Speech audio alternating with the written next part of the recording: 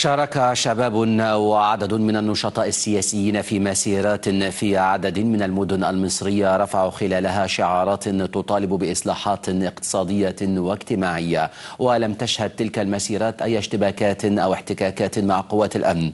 من جانبها أكد مصدر أمني أن قوات الأمن عملت على تأمين حرية التظاهر والتعبير عن الرأي للمشاركين في المسيرات والعمل على انضباط حركة الشارع في الوقت نفسه.